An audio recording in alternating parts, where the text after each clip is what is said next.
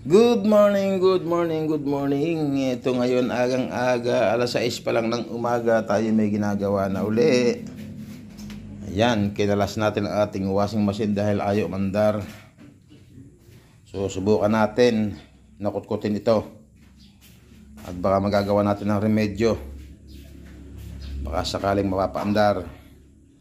Titingnan natin kung anong sira. Alam niyo naman, si Pilong Hair, lahat ay ginagawa. At alam nyo naman tayo, mahilig tayong mag-stock ng mga gamit. Ang dami nating kuryente dito.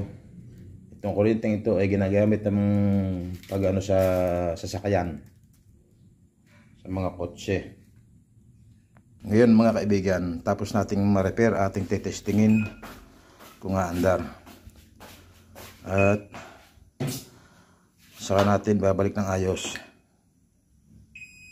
Yan mga kaibigan, tunog lang ng tunog, ayaw pa rin. Bubuksan uli natin. Sa wakas, umandar din. Yun, lumalabas ng tubig. Oh, hindi na siya muhuni.